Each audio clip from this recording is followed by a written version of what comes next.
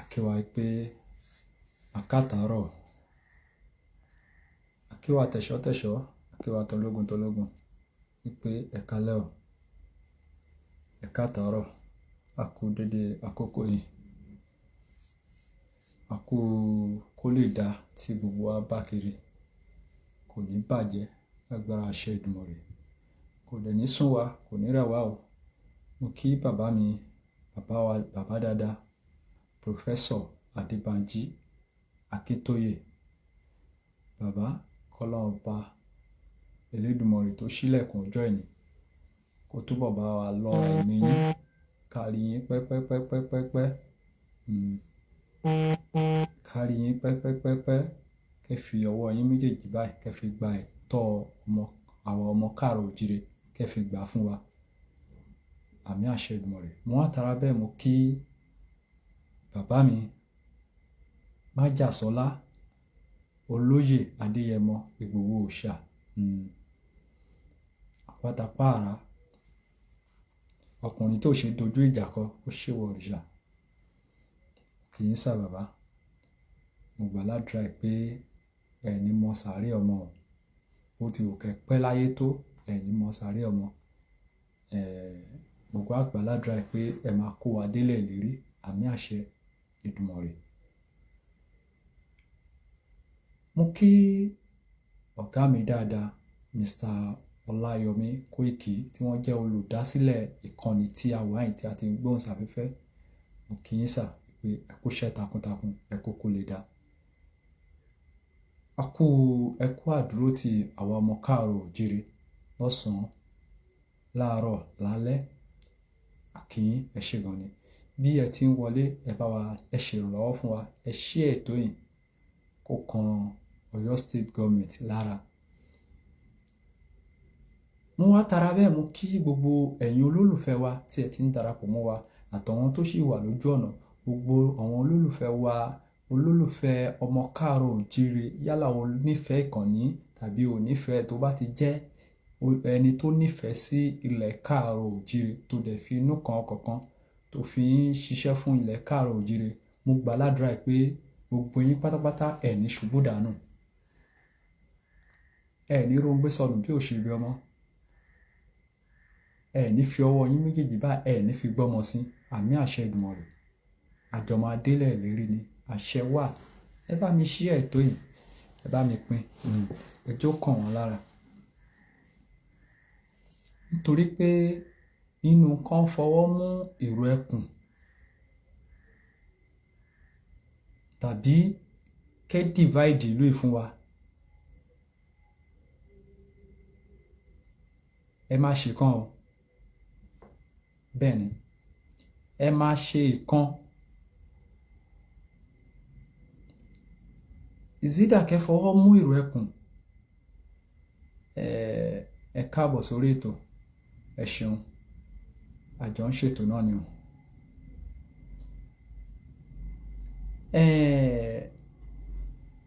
Nínú wípé kẹ́ fọwọ́ mú ìró ẹkùn, kẹ́yé dìfẹ́ǹdì irọ́ mọ́, kẹ́yé dìfẹ́ǹdì Fúlàní mọ́, nítorí pé ní ọjọ́ bíi mẹ́ta sẹ́yìn a rí gómìnà ìpínlẹ̀ Ọ̀yọ́ ẹnjìnà Olúmọ̀ẹ̀rọ Ṣèyí Mákindé tí wọ́n jáde síta tí wọ́n ń dìfẹ́ǹdì ẹ̀yà tó ń ṣe ọmọ Yorùbá ní ṣùtá. After ìgbà tí wọ́n dìfẹ́ǹdì wọn tán, tí ẹ bá wá wo nǹkan tó ṣẹlẹ̀ lénìí sìn, ó túmọ̀ sí wípé gómìnà ti gbé agbára wọ àwọn Fúlàní tí à ń sọ yìí. Gómìnà ti gbé agbára wọ̀ wọ́n. Tí gómìnà bá gbé agbára wọ̀ wọ́n, báwo ni èdè àìyedè ṣe bẹ́ sílẹ̀ between yesterday night, same day yesterday, Fúlàní pa ọmọ Yorùbá. Wọ́n sọ lọ, wọ́n sọ bọ̀, nígbà tó máa fi da àárọ̀ ìní ní ìròyìn báyẹn ń sọ fún wa wípé wọ́n ti pa ènìyàn méjì yàtọ̀ sí ẹni tí alẹ́ àná. According to eyewitness, wọ́n ní Fúlàní tún lọ ń gbébọn síta láti inú ṣọ́ọ̀bù wọn. Ó túmọ̀ sí wípé ariwo tí à ń pa láti ọjọ́ yìí òtítọ́ ti fara wọn lénìí wípé àní èròjà wà ní gbogbo Sábó, èròjà wà ní gbogbo Sábó nílẹ̀ Káàárọ̀ Oòjíire.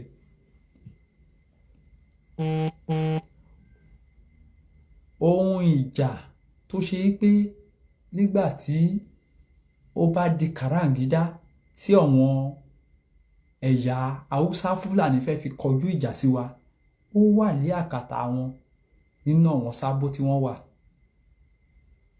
Nítorí pé báwo ló ṣe easy fún wọn lénìí tí wọ́n fi gbé bárẹ̀ síta. According to interview tí a wò, wọ́n gbé bárẹ̀ síta láti máa yìn fún ọmọ Yorùbá látàrí wípé bàbá wọn ẹnjìnà Olúmọ̀ẹ̀rọ Ṣèyí Mákindé wọ́n ti ní pé Fúlàní ní gbogbo ẹ̀tọ́ láti lè ṣe ohun tó bá wù wọ́n ní ìpínlẹ̀ Ọ̀yọ́.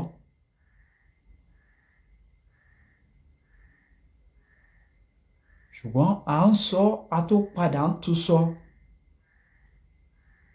nínú kẹ́ ẹ fi ọwọ́ sí ìrù ẹkùn tàbí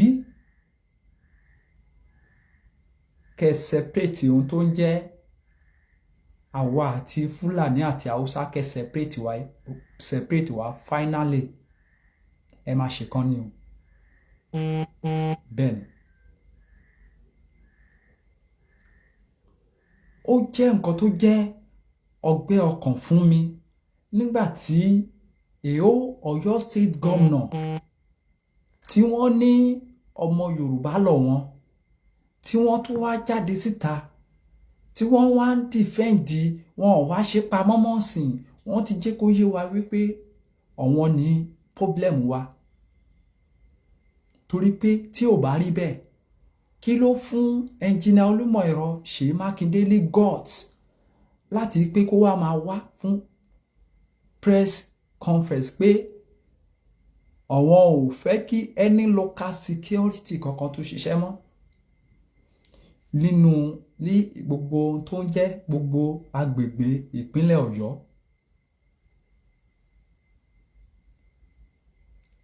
So ẹ fi ń yé wa wípé àtẹ̀yìn àti àwọn Fúlàní ẹjọ́ ń ṣe sí finish fún wa nítorí pé ẹ ní àsìkò míì lò mọ́, ẹ ti ń lo last ẹ̀ náà lọ. So iṣẹ́ tí wọ́n wá ní pé kẹ́ jẹ́ fún wa ní pé kẹ́ finish wa kẹ́ tó máa lọ, àbí bẹ́ẹ̀ kọ́? Kẹ́ ṣe finish fún wa kí ẹ tó máa lọ, right? Àwa fi ń dá yín lójú wípé àwa gan a ní gbálẹ́rọ̀. Bẹ́ẹ̀ ni, a ní gbálẹ́rọ̀ o. Bẹ́ẹ̀ ni, ẹnjìnà Olúmọ̀ẹ̀rọ Ṣèyí Mákindé ẹ sọ̀rọ̀ bí ọjọ́ bíi mẹ́ta sẹ́yìn, àwọn Fúlàní jáde síta, wọ́n dẹ̀ wá patu ọwọ́ wọn nínú ìgboro ní agbègbè Ọ̀jọ́ ní alẹ́ àná. Ó túmọ̀ sí wípé ẹ ti pe iṣẹ́ sí wọn.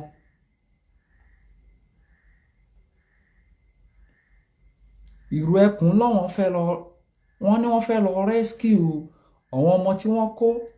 Same ẹ̀yin náà ni ẹ jáde síta tí ẹ declare curfew wípé olóyè Adéyẹmọ Ìgbòho ṣà gbọ́dọ̀ lọ anywhere pé kò gbọ́dọ̀ lọ rescue ẹnì kankan.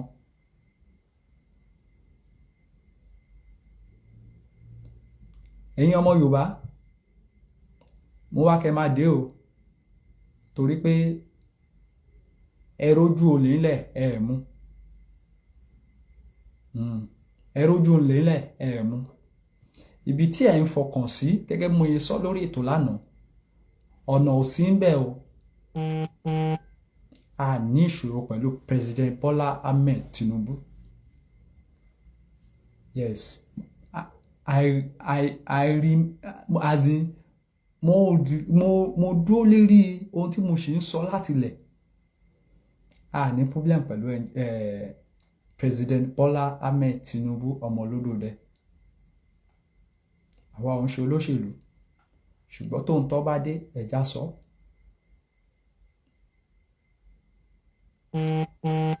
Ó ń jẹ́ ohun ìyàlẹ́nu fún mi nígbà tí a bá ní gómìnà ní gbogbo tó ń jẹ́ South West, a ní 6 governors. Ó wá jẹ́ ọ̀kan tó ń jẹ́ ọ̀kan ìyàlẹ́nu fún mi pé ẹni tó wà ní Kogi ló ń pe olóyè Adéyẹmọ Ìgbòho Òòṣà wípé òun wẹ́kọ̀mù ẹ̀ ní Kogi tóun pé kó máa bọ̀ nínú state òun. Ó túmọ̀ sí pé àwa ò mọyì ohun tí a ní. Ṣùgbọ́n ẹni tó mọyì ẹ̀ tó wà ní òkè ìta, ó ní kóun sáré bá wa yálò. Ó ní kí òun sáré bá wa ṣe kí ni? Ó ní kóun sáré bá wa yálò. Ẹ̀ka lẹ́lẹ́kan sí mà. Mo kí yín, ẹ̀yin mọ́mì wa, ẹ̀yin dádì wa tí ẹ ti ń darapọ̀ mọ́ wa. Olóyè Adéyẹmọ Ìgbòho Òòṣà, gbogbo ariwo tí bàbá yẹn pa láti ilẹ̀, ṣe rí pé ẹ̀kọ́ ti ń fojú múmu wọn. Ẹ bá mi gbọ́wọ́ lé ètò yẹn, ẹ jẹ́ kó kàn wọ́n lára, torí pé àwa ò bẹ̀rù wọn.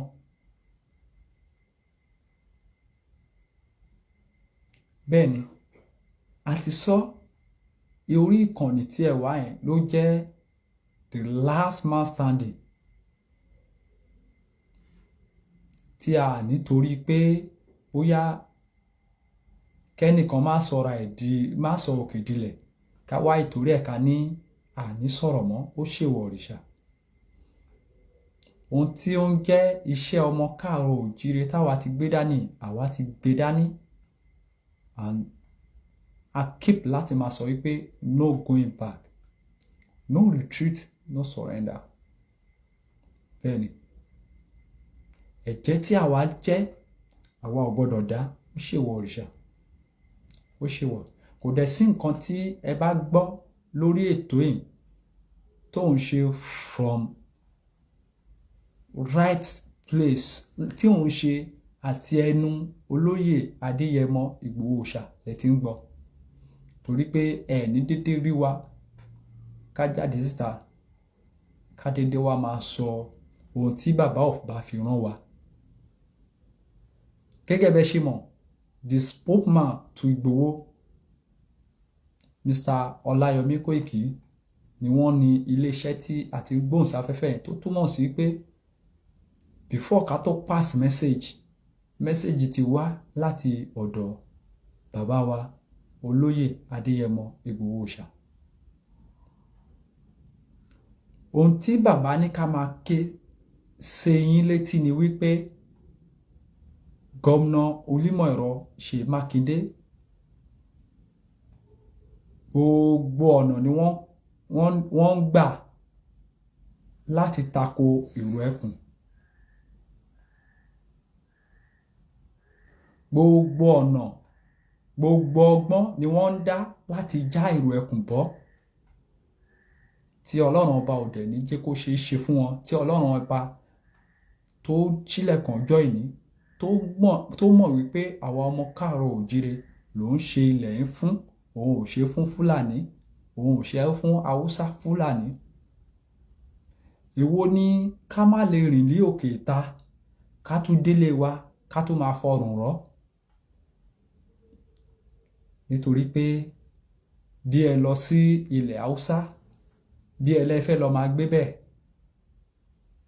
ó náwọn òfin tẹ́ gbọ́dọ̀ tẹ̀lé ṣùgbọ́n kò sí òfin ẹyọ kan bí eléyìí tí Haúsá Fúlàní ṣe tán láti tẹ̀lé lórí ilẹ̀ bàbá títí wa àwa dẹ̀ ń gbé orí ilẹ̀ tiwọn a gbọ́dọ̀ má tẹ̀lé òfin tiwọn lọ́hùn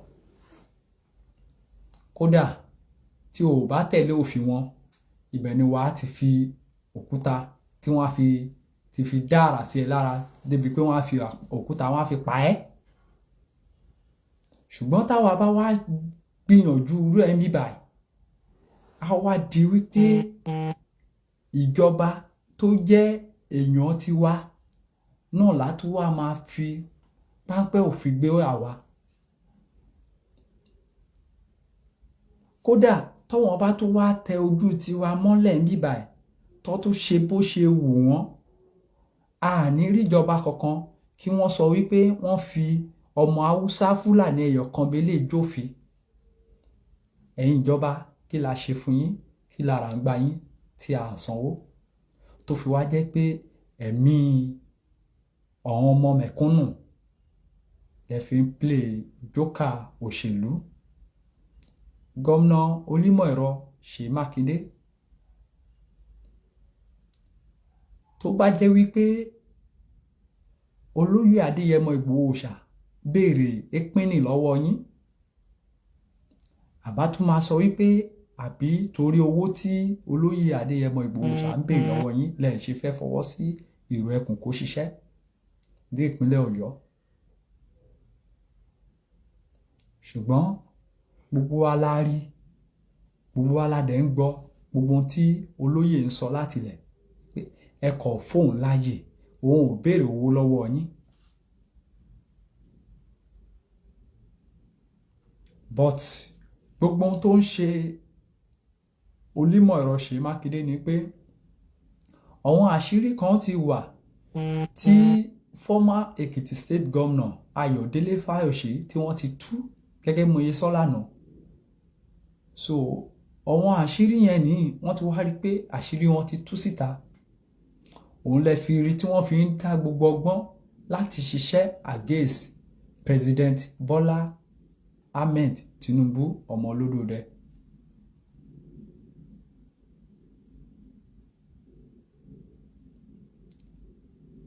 àwọn dádì Fúlàní bàbá Fúlàní ó jáde síta ó sọ̀rọ̀ àwọn Fúlàní náà dẹ̀ jáde síta lálẹ́ àná wọ́n bẹ̀rẹ̀ sí ní pa ọmọ Yorùbá according to now wọ́n ní ọmọ Yorùbá àwọn kan gbé pé méjì àwọn kan gbé pé mẹ́ta ló ti jẹlẹ̀ at the end of the day ìjọba Onímọ̀-ẹ̀rọ Ṣèyí Mákindé wọ́n tún máa jáde síta wọ́n á tún dìfẹ́ǹdì àwọn àtìláwí tá à ń sọ̀rọ̀ pa wọ̀nyí tó bá jẹ́ pé ọmọ Yorùbá kan ló jáde síta lénìí tó wọlé tí ó lọ gbé ìbọn tí àwọn Haúsá Fúlàní yẹn lọ gbé tí wọ́n ń yìn tí àwọn ọmọ Yorùbá torí pé a rí sign lára àwọn ẹnìkan tí wọ́n ṣe tàbí fún sign ibi tí wọ́n ti yìnbọn ti Ọlọ́run ló ní kó jẹ́ ẹni tó dúró dáadáa tó dúró tán tí kò fi ìṣẹ̀ṣe tí kò fi ṣeré torí pé a rí sign ojú ìbọn yẹn ó ṣó ẹ̀ lára ẹ̀ tó bá wá jẹ́ pé Yorùbá kan ló ṣe irú ẹ̀ mo mọ̀ pé kójú èní tó ṣú wọn á ti dìmọ́nìṣì inú ilé tó ti lọ gbébọn yẹn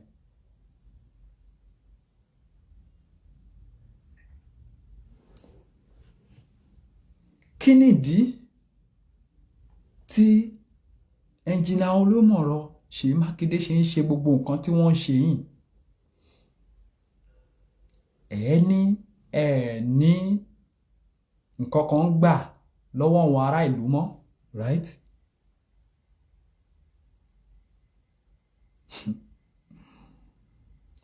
ẹ ní ẹ rí nǹkan kan gbà, ẹ má bínú pé àti response sí comment yín, ẹ má bínú, ẹ dáríjì wá, à ń bọ̀ wá.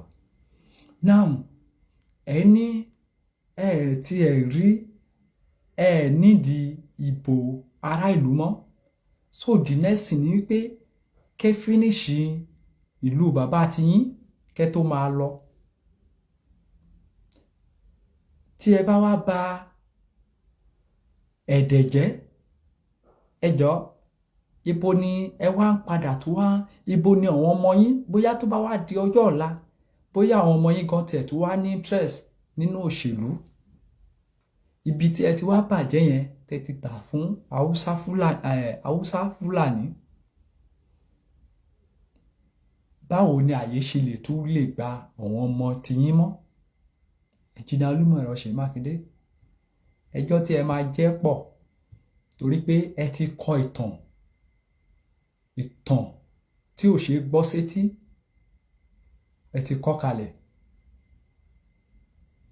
nílẹ̀ káàárọ̀ oòjíire. Ìtàn tí ẹ fi ń lélẹ̀ lénìí, ẹ fi ń jẹ́ kó yé wa wípé àtìrandéran yín wọn ò lè ní ipa tó dáa, pé bóyá wọ́n fẹ́ kọ̀ǹtẹ́ǹsì fún ẹni tì mọ́ lórí ilẹ̀ káàárọ̀ oòjíire. Ohun tí ẹ̀ ń gbìyànjú láti máa fi yé wa nìyẹn, because ọ̀rọ̀ yẹn sì ń ṣe wá ní kàyéfì. Nígbà tí wọ́n gbé èrò ẹkùn wọ ìpínlẹ̀ Ọ̀yọ́, ẹ reject ẹ̀. Kódà bàbá wa olóyè Adéyẹmọ Ìgbòho Ṣà, wọ́n gbé èèyàn ní ìlú wọn nílùú Ìgbòho, bàbá gbéra wọ́n lọ bẹ̀. Kétítẹ́rí tí olóyè Adéyẹmọ Ìgbòho Ṣà débẹ̀, ẹ fẹ́ gbìyànjú láti rope bàbá yẹn, but nítorí pé ó gbọ́n jù yín lọ, Ọlọ́run ọba ló gbọ́n jù ilé ayé o, ṣùgbọ́n Ọlọ́run ọba bá wa fi ọgbọ́n òun làákàyè sórí Adéyẹmọ Ìgbòho Ṣà. Ọgbọ́n yẹn pọ̀, ọgbọ́n yẹn pọ̀. Òun wá rí rope mọ́, ó wá di pé bàbá yẹn dé Ìṣẹ́yìn, wọ́n fẹ́ gbìyànjú láti rescue àwọn ọmọ tí wọ́n wà pẹ̀lú àwọn èèyàn yín nínú gbóǹbẹ̀ yẹn, torí pé èmi á máa bá wọn sọ wípé Haúsá Fúlàní sì ti da fámìlì ẹnjìnìà Olúmọ̀ẹ̀rọ Ṣèyí Mákindé, àwa ọmọ gan tí a dìídì nílẹ̀, a kì í ṣe fámìlì tiwọn mọ́, torí pé tá bá jẹ́ fámìlì wọn, wọn ò ní guts láti jáde síta kí wọ́n máa sọ fún àwa wípé àwa àti Haúsá Fúlàní jọ nílẹ̀ ni. Lọ́nà wo? Báwo la ṣe jọ nílẹ̀? A lè wà nínú country kan náà, ṣùgbọ́n ta ni ò mọ̀ wípé ilẹ̀ north ó belong to Haúsá people, Haúsá Fúlàní? Ta ni ò mọ̀ pé ilẹ̀ káàárọ̀ oòjíire Yorùbá ló ní? Ta ni ò mọ̀ pé south east ó belong sí ilẹ̀ Ìgbò? Why tó fi wá jẹ́ pé òfin tí wá ń bí Haúsá Fúlàní ò lè tẹ̀lé? Ẹ wá ń gbé Haúsá, ẹ ń gbé wọn lé àwa lórí, débi wípé ẹ tún wá lórí láyàláyà, ẹ ní guts, ẹ tún wá lọ sọ wípé ẹnì kankan, ẹni local security kankan ò gbọdọ̀ operate mọ́ ní ìpínlẹ̀ Ọ̀yọ́. Àṣírí yín ti tú o, kódà ẹ̀yin fún ara yín gan ẹ fi pamọ́ mọ́. Ẹ ti sọ fún wa irú ènìyàn tẹ́ jẹ́, ibi tí ẹ tò sí. Bẹ́ẹ̀ni, ọmọ Haúsá wọnú ṣọ́ọ̀bù ó gbé Paul Passion síta, ó yìn tí àwọn ọmọ Yorùbá náà alẹ́ ti lẹ́sìn o, àti rí ibì kankan ní gbogbo ibẹ̀ yẹn kí wọ́n ti demolish. Lóòótọ́ deputy governor wọ́n promise pé wọ́n máa demolish, but ẹ rántí ti ọ̀rọ̀ kidnapping stop, ojú ẹsẹ̀ ni wọ́n gbé tractor lọ tán lọ ń wọlé onílé o. Ẹni tó ní ilé kọ́ ló ń ṣe ọ̀rọ̀ kidnapping o, ṣé ẹ gbàgbé? Ṣùgbọ́n ilé báyìí tó jẹ́ pé ọmọ àjòjì ló ṣe, tí wọ́n ti rí tó gbébọn síta, wọn ò tí ì wò ó. Ṣó yẹ kó mọ́jú ìní tó bá jẹ́ pé lóòótọ́ lódodo iṣẹ́ tiwa àwa ni wọ́n ń jà fún, tó bá jẹ́ pé lóòótọ́ lódodo àwa ni wọ́n ń jà fún. Ẹ jọ̀ọ́, Ọ̀yọ́ state government mélòó nínú àwọn tó ṣiṣẹ́ láabi yìí tán ti pa ọmọ Yorùbá 3, mélòó lára wọn lẹ ti rí mú? Bóyá 3 àbí 2 ni wọ́n ti pa.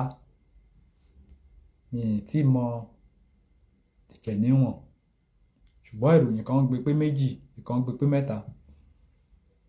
Káti ẹ̀ wá ní pé ẹyọ kan ni. Ẹ jọ̀ọ́, mélòó lára wọn ni ẹ ti rí mú? Tẹ bá tiẹ̀ wá mú wọn, ṣé ìṣepẹ́ tó máa gbé wọn gba tẹ̀yìn tẹ máa gbé wọn lọ páàsì wọn sí náà ti padà? Kábíyèsí rẹ̀ Elédùmarè. Ẹnjìnà Olúmọ̀ẹ̀rọ̀ Ṣèyí Mákindé. Lẹ́yìn ọdún 8 yìí,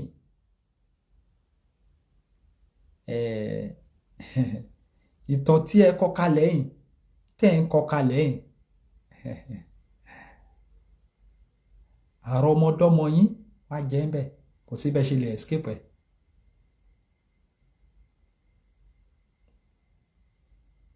Àrọmọdọ́mọ yín wá jẹ́ ń bẹ̀, mi mọ̀ bẹ́ẹ̀ ṣe lè escape ẹ̀.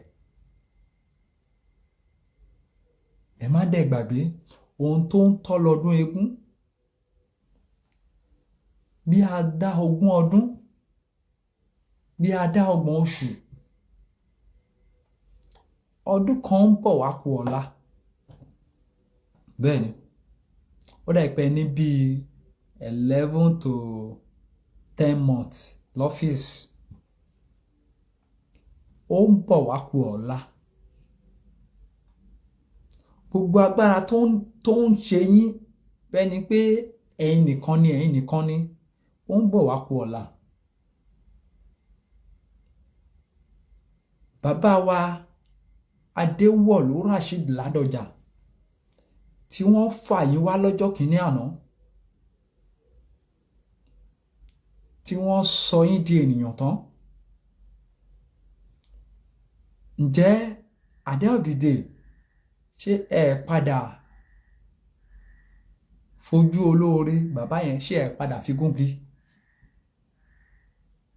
Ẹnìkan sì sẹ́ndì picture yẹn sí mi lénìí pé wo ìgbà tí bàbá yẹn tó nawọ́ máì sókè náà. Kódà ẹni tó sẹ́ndẹ̀ sí mi, rédíò Nàìjíríà ló ti ń ṣiṣẹ́ l'Ábújá. Rédíò Nàìjíríà ni ẹnìyẹn ti ń ṣiṣẹ́ l'Ábújá. Called me today. Ó dẹ̀ sọ ìlọ́tì fún mi.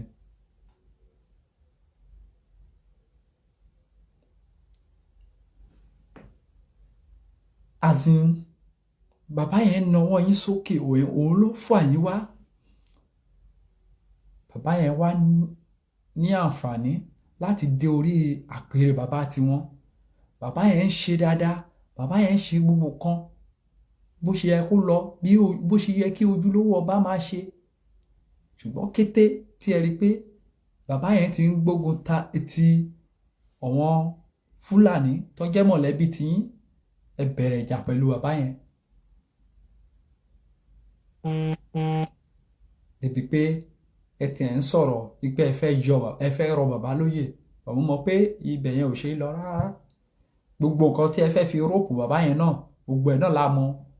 Ẹ ṣáà ń wá ọgbọ́n kan sí méjì láti lè yọ bàbá yẹn. Ẹ ní ṣèbí mọ́. Adéwọ̀lú Rasheed Ládọjà, ẹni tí gbogbo ayé ń fẹ́. Má lọbẹ̀ o, má lọbẹ̀, má lọbẹ̀ o, má lọbẹ̀. Olímọ̀ ẹ̀rọ Ṣèyí Mákindé, má lọbẹ̀,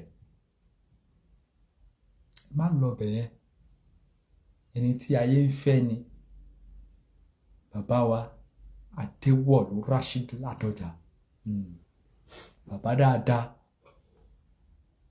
má lọbẹ̀ yẹn. Ẹnjìníà, ẹ má gbìyànjú ẹ̀. Lára yín náà ló yẹ ká tún máa kà àsì bàbá fún wa. Ṣùgbọ́n ṣé mi ìbá ṣe mo lè fi yín yọgàn wípé kí n wá máa sọ pé bàbá mi lẹ jẹ́? I will never do such. Ẹ lè máa fojú wa gbolẹ̀ kí wá máa rò bóyá àwa jáde síta àwa máa yìn. Gbogbo agbára tí ìbá òkè ní ẹ wá lò ó. Àwa ò sá fún yín. Ṣùgbọ́n mo mọ̀ pé tí ẹ bá wá this time around, tí ẹ bá wá èyí tí ẹ ti ṣe ní 2021, ẹ lè ṣe jù bẹ́ẹ̀. Wàláì. Ìgbà yẹn dẹ̀ ti lọ. Ẹnjìnà Olúmọ̀ ẹ̀rọ Ṣèyí Mákindé, èmi sọ yín ní orúkọ tuntun, òwí bẹ́ẹ̀ ṣe bẹ́ẹ̀.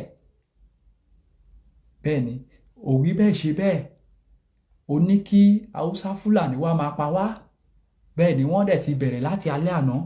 Ọjọ́ bíi mélòó kan lóṣù sọ́ọ̀sìn. Haúsá Fúlàní wọ́n ti bẹ̀rẹ̀ o. Wọ́n ti bẹ̀rẹ̀. Wọ́n ti bẹ̀rẹ̀.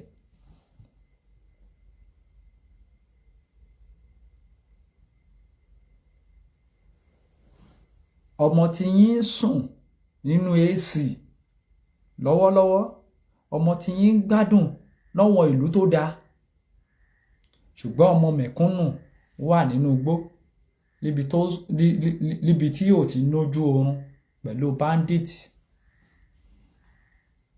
Ẹ̀yin dẹ̀ sọ fún wa wípé kò sí àyè kí a lọ rescue wọn.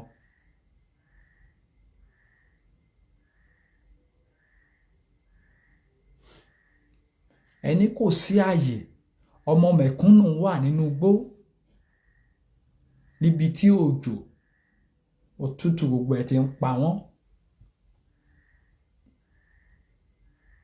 Ṣùgbọ́n ọmọ tí yín lè wà ní government house pẹ̀lú yín. Ọmọ tí yín lè wà ní abroad. Kí ètò ààbò tó péye kí ó wà fún ọmọ yín. Ọmọ tí yín lè máa lọ kí full security tó yẹ kó secure gbogbo ará ìlú kó wà lẹ́yìn ọmọ tí yín nìkan. Ṣùgbọ́n bí ẹ fẹ́ bí ẹ kọ̀, gbogbo yín tó ń pa mẹ̀kúnnù lẹ́kún nínú ìlú yìí, gbogbo yín tí ẹ̀ ń pa mẹ̀kúnnù lẹ́kún nínú ìlú yìí, bó ti wù kẹ́ pẹ́ láyé tó, ẹ máa jèrè iṣẹ́ ọwọ́ yín kẹ́ tó jáde láyé. Bẹ́ẹ̀ni. Ẹ máa jèrè iṣẹ́ ọwọ́ yín kẹ́ tó jáde láyé. Kò sí àṣegbé, àṣepamọ́ ló wà. Gẹ́gẹ́ bí mo dẹ̀ ṣe ń sọ, ẹni tí Ọlọ́run ò lè mú, Ọlọ́run ò tíì mú. Ẹni tí Ọlọ́run ò lè mú, Ọlọ́run ò tíì dá. Ẹ má bínú ẹnu mi àgò. Ẹni tí Ọlọ́run ò lè mú, Ọlọ́run ò tíì dá. Tó bá jẹ́ wípé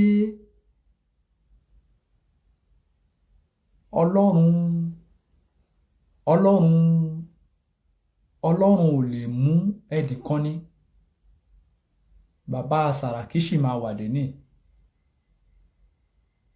Bẹ́ẹ̀ ni, àìmọye àwọn alágbára. Ṣùgbọ́n tọ́lọ́run bá ti dé, ó dé nìyẹn. Kò sí nǹkan tí ó lè ṣe sí.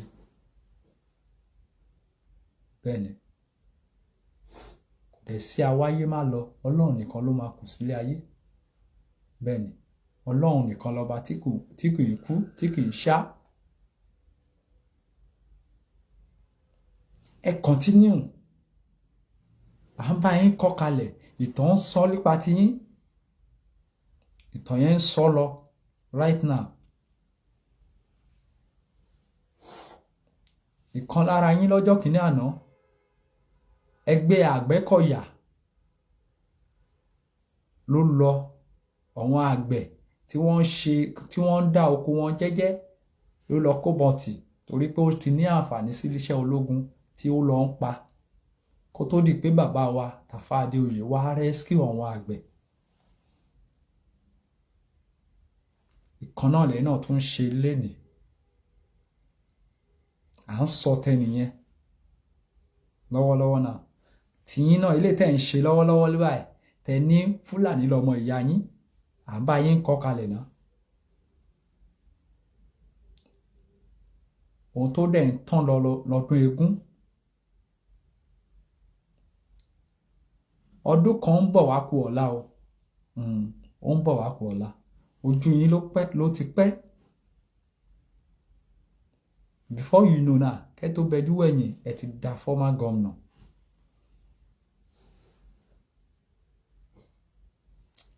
akínyín ẹ káàtàárọ̀ lẹ́ẹ̀kan sí o akíládéládé akílóyèlóyè ẹ má bínú pé a response sí kọ́mẹ́ǹtì yín lálẹ́ torí pé ó pẹ́ ká tó wọrí ètò wá sórí ètò látàrí kan àti ìdí kejì àwọn ọmọ náà dẹ̀ ti ń sùn àti rẹ́ni tó ti sùn lára wọn àti àwọn ìyá wọn torí wọ́n á jí lọ bí iṣẹ́ lọ́la àwọn tá jí lọ school wọn á jí lọ school so àdẹ̀ ní dáká máa disturb wọn lọ títí bẹ́yẹn làṣẹ ni pé kákọ̀ṣe lé ṣókí kó má kọ̀ di pé àfòyín jẹ lé alẹ́ ni torí pé ẹ mọ gẹ́gẹ́ bí iléeṣẹ́ ìjì jẹ́ we are the last man standing ìjà ò gbọ́dọ̀ jẹ́ ọmọ ládéládé mọ́ bẹ́ẹ̀ ni gbogbo ẹni tó bá náà á máa fìyà jẹ ọmọ ládéládé àwa ṣe tán láti máa pariwo wọn síta bẹ́ẹ̀ ni àwa ṣe tán láti máa pariwo wọn síta àkíwà ò pé ẹ̀ka àtàárọ̀ àkókò lè dá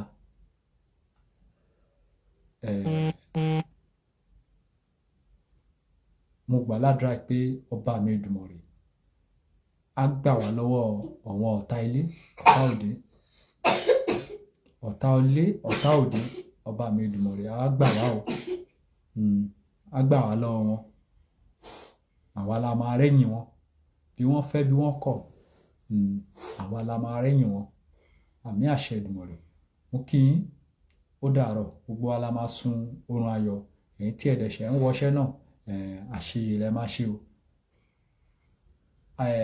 ọkọ ọba àdá ọba kò ní ṣayín lẹ́sẹ̀ o àmì àṣẹ Èdùmàrè ó dàárọ̀ oorun rẹ̀ làásùn àmì àṣẹ Èdùmàrè ẹ ṣeun Koiki Media bringing the world closer to your doorstep ẹ ṣeun.